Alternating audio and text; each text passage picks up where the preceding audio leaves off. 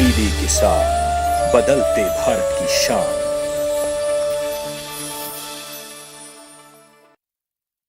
स्वाद का सफर के सह प्रायोजक है agriculture insurance company of India limited. संपन्न भारत की पहचान, बीमित फसल, खुशहाल किसान।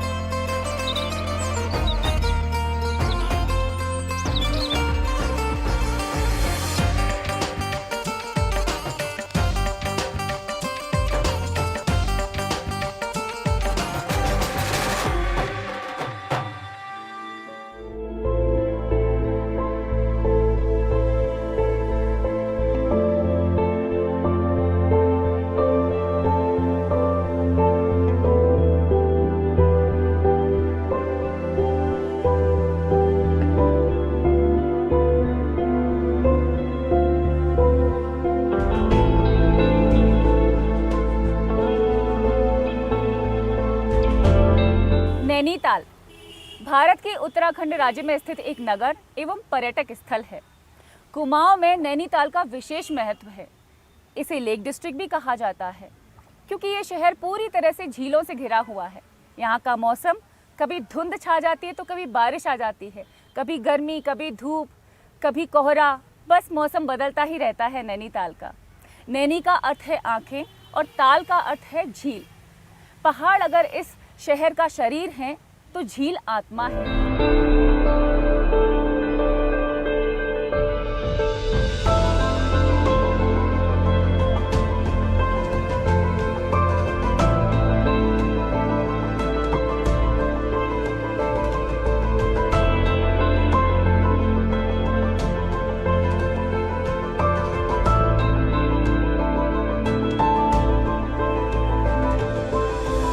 छोटी बड़ी कई झीलें इस शहर को जीवंत बनाती हैं। उनमें से प्रमुख ताल है नैनी ताल, जिसके नाम पर इस शहर का नाम पड़ा नैनीताल। इस जल की विशेषता यह है कि ये संपूर्ण पर्वतमाला एवं वृक्षों की छाया इसमें स्पष्ट दिखाई देती है। जल में विहार करते हुए बतखों का झुंड, नौका विहार, रंगीन बोटें, चांद तारों से सजी रात का सौंदर्य नैनीताल की शोभा में और भी चार चांद लगा देता है।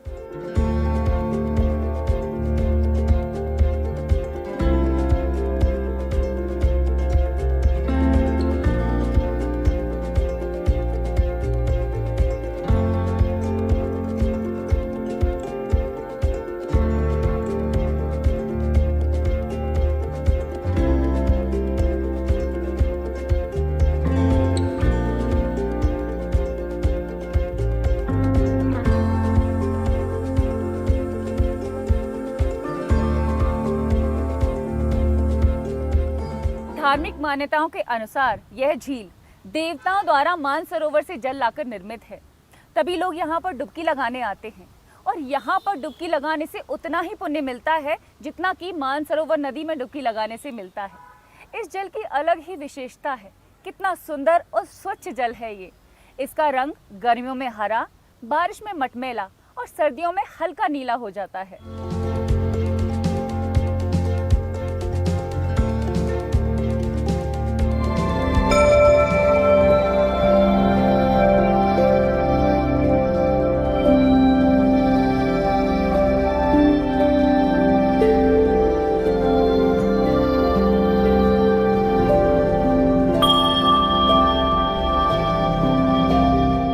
नैनी झील के उत्तरी किनारे पर स्थित यह नैना देवी का मंदिर है।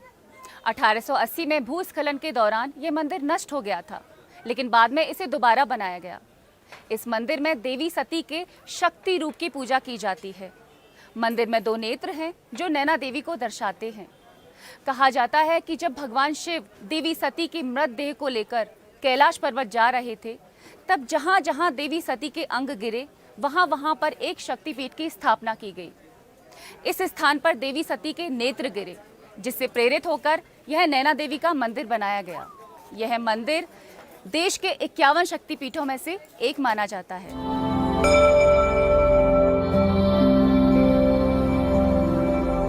यहाँ नैना देवी को पार्वती देवी का रूप माना जाता है और इसी कारण उन्हें नंदा देवी भी कहा जाता है। मंदिर में नंदा अष्टमी के दिन भव्य मेले का आयोजन किया जाता है, जो कि 8 दिनों तक चलता है और यहाँ दूर दूर से लोग आते हैं।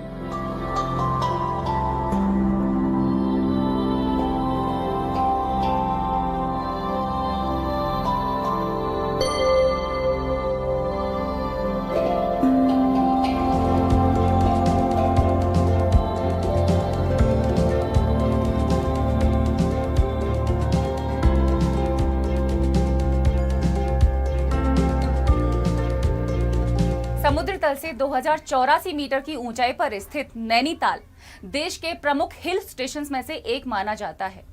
एरियल रोपवे यहाँ का मुख्य आकर्षण है, जो कि स्नो व्यू पॉइंट और नैनीताल को आपस में जोड़ता है। तो आइए देखते हैं शहर का खूबसूरत नज़ारा, जो कि प्रमुख आकर्षण, जैसा कि मैंने आपको बताया, एरियल रोपवे में हम अभी हैं।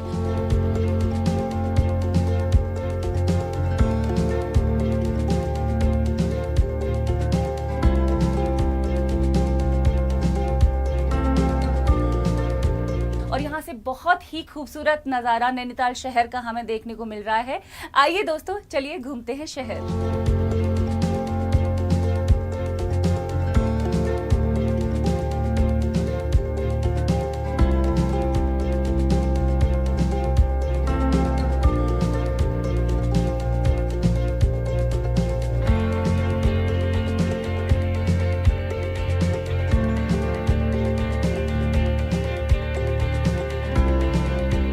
सांस्कृतिक धरोहरों को सहेजने के साथ उनके निर्वहन की भी जिम्मेदारी होती है, ताकि उनकी मौलिकता और महत्ता पीढ़ी दर पीढ़ी बरकरार रहे।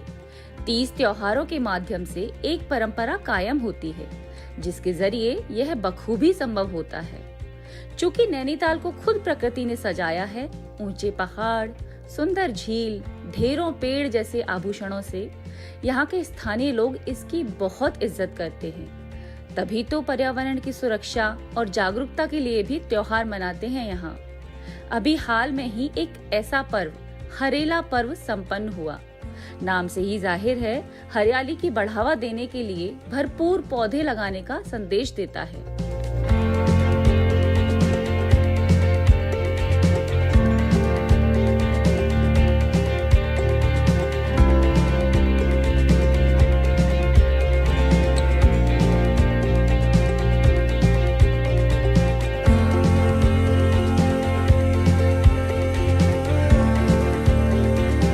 वैसे तो कृषि और पशुपालन यहाँ की जीविका पालन करने का मुख्य जरिया है।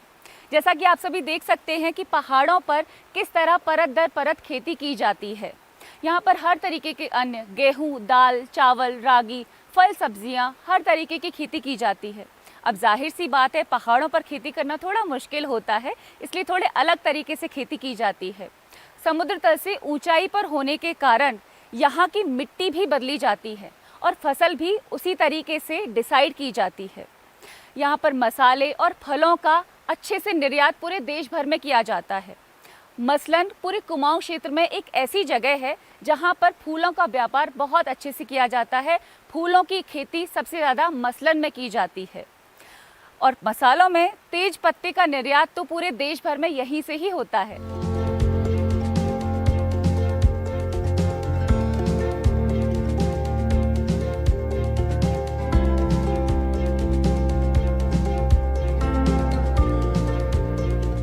वाह, कितना अद्भुत और सुंदर नज़ारा है। जिस तरह से जब मयूर अपनी पंखों को फैलाता जाता है और उसकी सुंदरता और बढ़ती जाती है, उसी तरह जब धुंध इन पहाड़ों से हटती जाती है, इन वादियों की खूबसूरती में और भी चार चांद लग जाते हैं।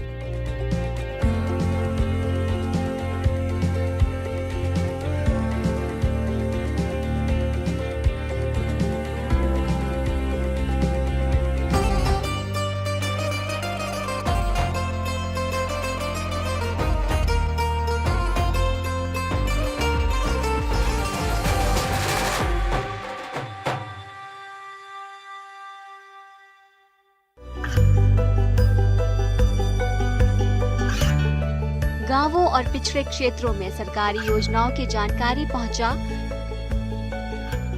देश में कौशल और क्षमता विकास कर ग्रामीणों को सामाजिक बदलाव और विकास से जोड़ने की दूरदर्शन किसान की पहल चौपाल चर्चा देखें सोमवार से शुक्रवार सुबह 9 बजे।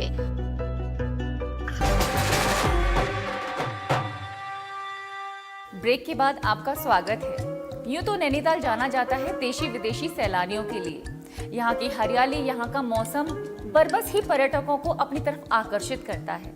लेकिन एक और चीज है यहाँ का भोजन, कुमाऊनी संस्कृति के रंगों से सराबोर यहाँ का लोकल खाना। आज हमारे साथ हैं यहाँ के स्थानीय जानकार ऐश्वर्या जी, जो कि कुमाऊनी भोजन के बहुत अच्छे जानकार हैं और उस भोजन को लजीज कैसे बनाया जाता है ये उन्हें बहुत अच्छे से आता है।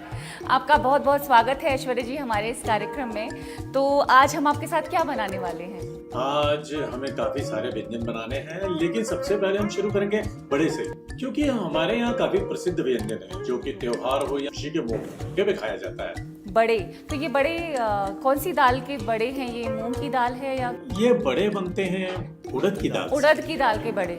इसको पहले रात भर भिगाया जाता है, फिर इसको, अब तो मिक्सी हो गई, लेकिन पहले के वक्त में इसको सिलबट्टे में पीसा जाता था और फिर इसके अलग अलग आकार देके बड़े बनाए जा सकते हैं। चलिए दोस्तों, मैं तो बहुत ही एक्साइटेड हूँ। उड़द के बड़े आज ऐश्वर्या जी हमें बनाना सिखाएंगे, जो कि नैनीताल की बहुत ही फेमस डिश है, लोकल डिश है। तो ये दाल को आपने ऑलरेडी ये हमारी उड़द की दाल है और इसको यहाँ मांस बोलते हैं। इसकी खिचड़ी और काफी अलग व्यंजनों में इसका इस्तेमाल किया जाता है और इसको पहले रात भर भिगा के फिर इसको पीस के इसका एक पेस्ट बना दिया जाता है। फिर इस पेस्ट को हम आकार दे के या सीधे तेल में डाल के इसको डीप फ्राई कर सकते हैं और इसको हम मतलब भांग की चटनी या रायते के साथ इसको काफी एंजॉय किया जाता है। भांग की चटनी भी बहुत ही एक्साइटिंग लग रहा है नाम सुन के। इसमें तेल डालेंगे जी।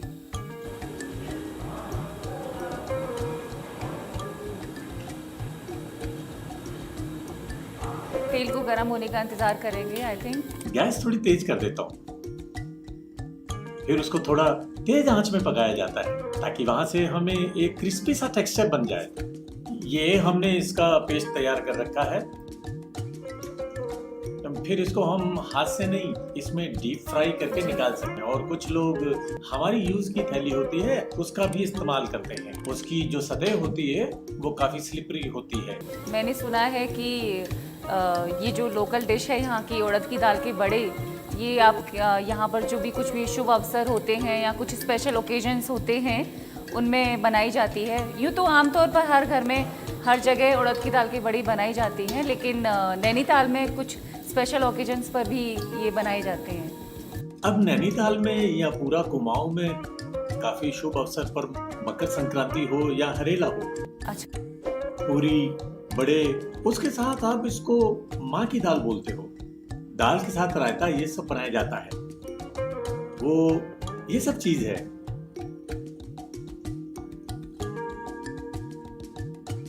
दोस्तों आप देख सकते हैं कि ऐश्वर्या जी बना रहे हैं उड़द की दाल के बड़े। हमारे सामने फ्रेश ताज़ा ताज़ा एकदम गर्मा गर्म बड़े अभी बन के निकलेंगे। I am so excited.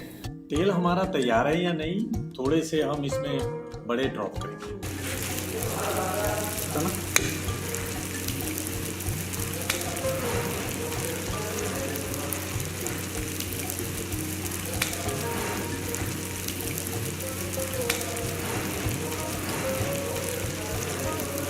ये देखिए श्रुति जी, ये हमारे बड़े तैयार हो गए। अच्छा सा क्रिस्पी और गोल्डन ब्राउन कलर आ गया।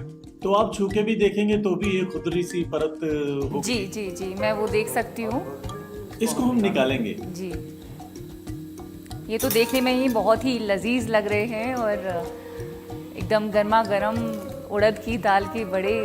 इसकी आवाज से ही पता चल रहा है, पता चल रहा है कि ये कितने क्रिस्पी हैं। Right right. और इसको हम, ये हमारा ककड़ी का रायता और भांग की चटनी के साथ खा सकते हैं जी। तो इसको हम अपने खाने के साथ भी खा सकते हैं। ऑल टाइम, यहाँ एनी टाइम स्नैक्स की तरह हम खा सकते हैं। बहुत ही टेस्टी और बहुत ही देखने में भी बहुत ही सुंदर है उड़द की दाल की बड़ियाँ। ऐश्वर्या जी ने हमें यहाँ पर बना के सिखाई है, रेसिपी भी बताई है कि कैसे इनको बनाया जाता है। और ये नैनीताल की लोकल डिश, फेमस डिश है। और ऐश्वर्या जी, अभी नेक्स्ट आप मुझे क्या बताएंगे लोकल डिश? नेक्स्ट में आपको जखिया आलू आलू के गुटके वो बनाने सिखाऊंगा।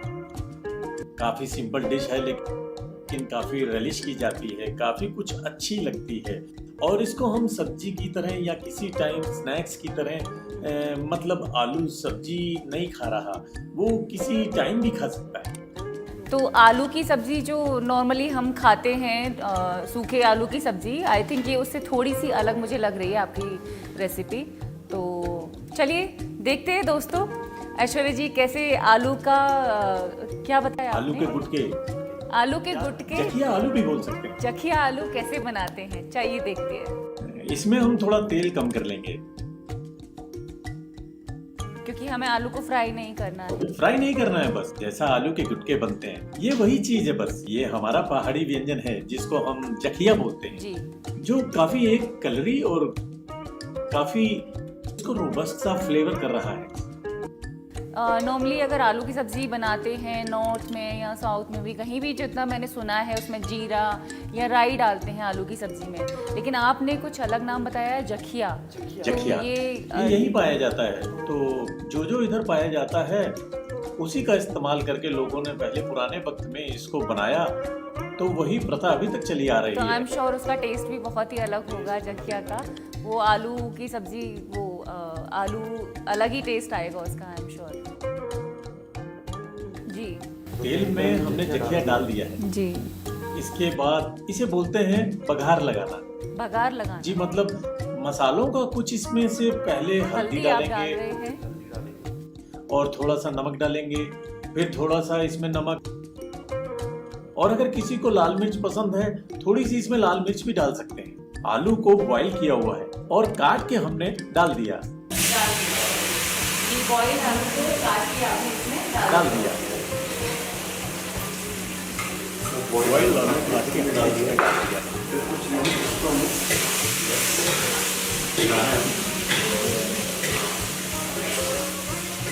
जैसे कि हमारा आलू बॉयल है तो हमें उसको इतना पकाने की जरूरत नहीं है।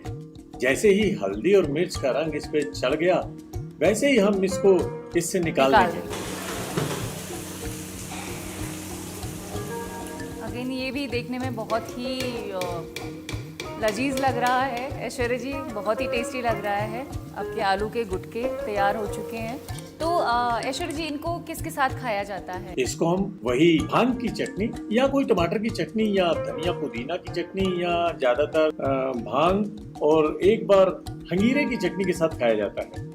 नहीं तो जैसे अगर कुछ लोगों को मिर्च ज्यादा पसंद है, मिर्ची के साथ भी खा आपको बता सकते देते हैं। हैं। तो मिर्ची के साथ इसको क्या स्नैक्स के जैसे खाते हैं? इसको स्नैक्स, सब्जी और सब तरीके की तरह खाया जाता है। तो ऐसा नहीं है कि ये सब्जी है। जखिया आलू बनाए हैं ऐश्वर्या जी ने, देखने में ही इतने लजीज लग रहे हैं कि बस गर्मा गर्म बस खाते जाइए आलू के गुटके चटनी के साथ में। बहुत ही लजीज इन्होंने बनाए हैं और खुशबू दोस्तों बहुत ही अच्छी आ रही है इसमें से, जबकि इन्होंने इसमें कोई मसाला नहीं डाला है, सिर्फ हल्दी डाली है, नमक डाला है और जखिए का तड़का लगाया है इन्होंने, दैट्स इट। और हल्का सा मिर्ची पाउडर डाला है। इन्होंने कोई मसाला यूज़ नहीं किया है, फिर भी बहुत अच्छी खुशबू आ रही है। जखिया की ही आई थिंक बहुत अच्छी स्मेल है। मैं एक एक चीज़ आपको टेस्ट करके बताऊंगी कि कौन सी चीज़ कैसी है। मैं सबसे पहले ट्राई करूंगी उड़द की दाल के बड़े जो ऐश्वर्या जी ने हमारे सामने बनाए हैं, और ये मैं खाऊंगी भांग की चटनी के साथ में। दोस्तों ये नशे वाली भांग नहीं है, ये दूसरी वाली भांग है, ऐश्वर्या जी ने बता ही दिया है आपको। तो सबसे पहले मैं टेस्ट करूंगी उड़द की दाल के बड़े भांग की चटनी के साथ में।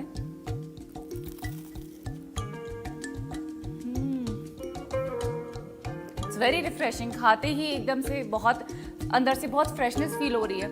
और दूसरा ये आलू भी आपने बहुत टेस्टी बनाए हैं दोस्तों। ऐश्वर्या जी ने सच में सारी चीज़ें बहुत ही मेहनत से और बहुत अच्छे से बनाई हैं, सारी चीज़ें बहुत टेस्टी हैं। ऐश्वर्या जी बहुत ही अच्छा इन्होंने हमें यहाँ का लोकल कुमाऊनी जो डिशेस होती हैं वो बना के सिखाई हैं और बताई भी हैं सारी रेसिपीज़। और ऐश्वर्या जी थैंक यू सो मच, आपने हमें इतना समय दिया और इतनी अच्छी अच्छी डिशेस बनाना आपने हमें सिखाया, रेसिपीज़ भी बताई उनकी। चलिए दोस्तों चलते हैं और मिलते हैं नैनीताल के कुछ और लोगों से।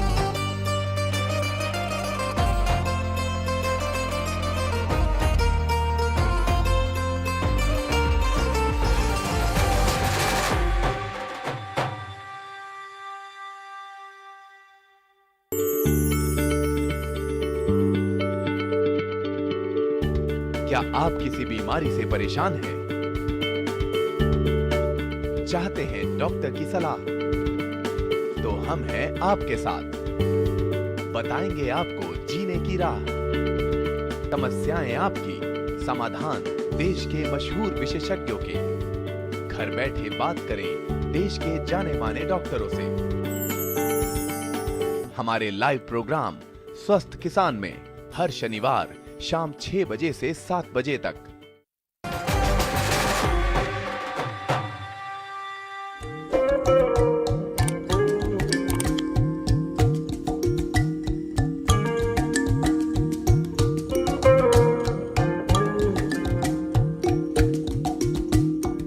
ब्रेक के बाद स्वागत है आपका।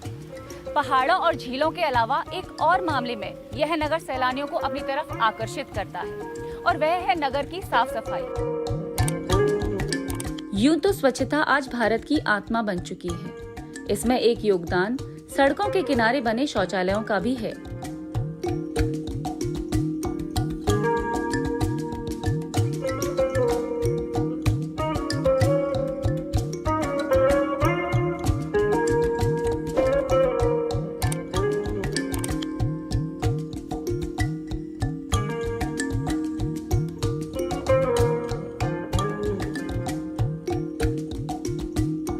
आज देश के प्रमुख शहरों में गैर सरकारी संस्थाओं ने सड़कों किनारे शौचालयों का निर्माण करवाया है और नैनीताल का यह शौचालय इस बात का प्रत्यक्ष प्रमाण है।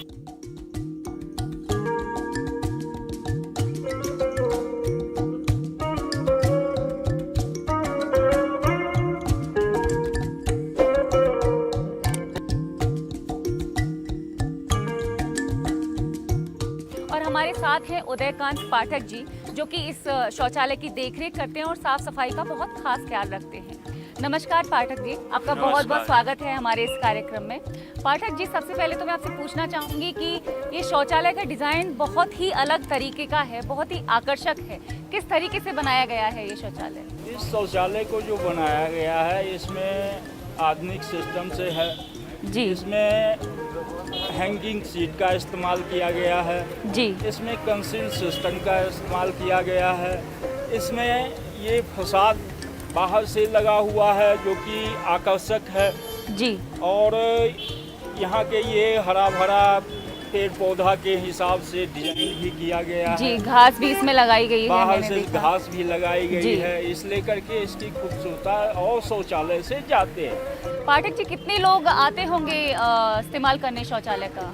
अब इसमें 100-150 के लगभग 200 भी हो जाते हैं। दिन में? इसका लिमिट नहीं है जी। लेकिन बहुत अच्छा लगा आपसे पाठक जी शौचालय के बारे में बातचीत करके, उसकी साफ सफाई, डिज़ाइन, डेकोरेशन के बारे में बात करके बहुत बहुत अच्छा लगा। थैंक यू सो मच इस कार्यक्रम में आने के लिए, धन्यवाद।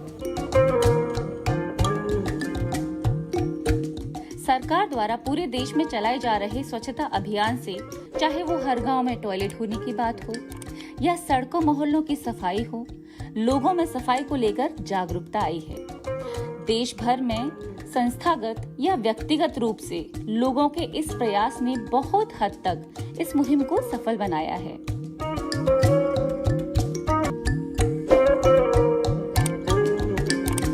आज देश के हर प्रमुख शहरों में गैर सरकारी संस्था के रूप में सड़कों के किनारे शौचालय का निर्माण किया है। नैनीताल के इस शौचालय की साफ सफाई स्वयं इसकी गाथा है।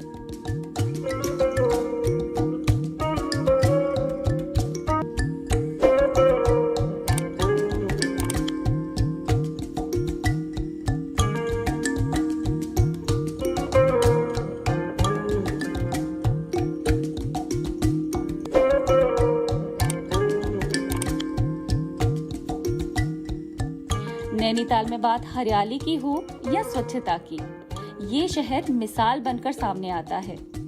यहाँ लोगों के मन में स्वच्छता को लेकर जागरूकता के साथ साथ सफाई के प्रति अपने कर्तव्यों को लेकर भी उतनी ही प्रतिबद्ध हैं। तभी तो इस शहर में हरियाली भी है और सफाई भी।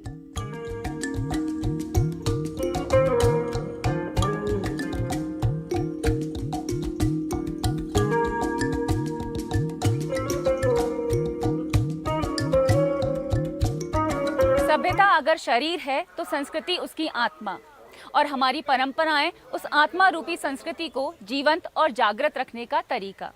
इस कार्यक्रम के जरिए हमने न सिर्फ भारत की सभ्यता को आपके सामने तलाशने की कोशिश की है, बल्कि भारत की विविधताओं को आपके साथ साझा करने की खुशकिस्मती भी पाई है। सभ्यता संस्कृति की, सभ्यता कला की, सभ्यता खान पान की, सभ्यता संगीत की या सभ्यता साहित्य की।